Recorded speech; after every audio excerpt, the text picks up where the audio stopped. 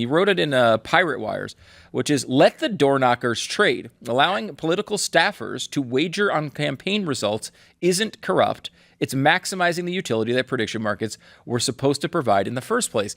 It's a really interesting take for a bunch of reasons, including stuff that we've talked about today. Can you kind of walk us through your argument here? You know, the basics of my argument that are if you are in a marketplace and you are in a physical zone where people are wagering money and placing certain bets, making investments on different outcomes, and they know nothing about the inner workings or details of a given industry or outcome, then you are in a casino. In a prediction market, you are actually supposed to, and in a market generally, such as Wall Street, you want people who understand what is happening to be involved in actually making investments and showing what is going to be successful. So all knowledge is not insider trading. I'll offer an analogy. If you are an assistant camera operator or even an editor on the upcoming, Disney Star Wars movie that's going to be coming out with Ryan Gosling called Starfighter, and you say, this movie is not going to break 80% on Rotten Tomatoes. I was there on the production. I don't believe in it. Yeah. I've seen the acting. The acting isn't particularly good. That is not insider trading.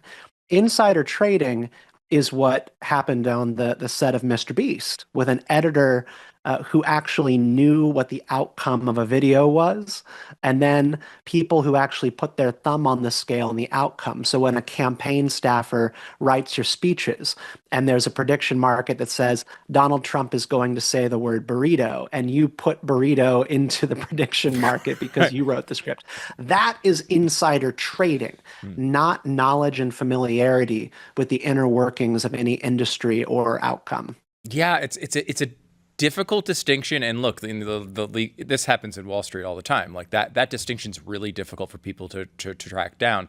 But like, I'm always amazed by people who make points against some of this stuff where they're like, we've noticed that people who are on Kalshi and Polymarket, it's the people who are good at trading who win, and the people who just show up and start clicking around with no knowledge about anything that they're doing who lose. It's like, we've noticed people in the NBA Hall of Fame practiced a lot of basketball. Well, yes, that's the point of a market, that people who know something about it are going to do better. It would be a really stupid market if the opposite were true.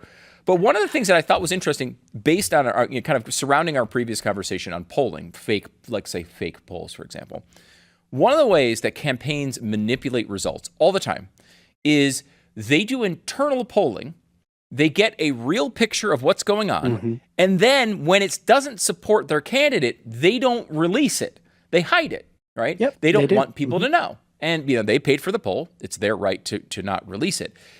But like, we would prevent, in at least some version of this insider trading argument, we would prevent a person who knew that the campaign was hiding information from the American people from expressing that in this way and winding up incentivizing them to actually get that information out there, where I feel like the opposite should be our goal. Like, we should want to unearth that information, just like we would encourage a journalist who's getting paid, by the way, to try to get that information, to try to unearth it and get it to the American people. We should want the same thing, I think, out of prediction markets, to deliver that information that does exist and is being hidden from us in an efficient way.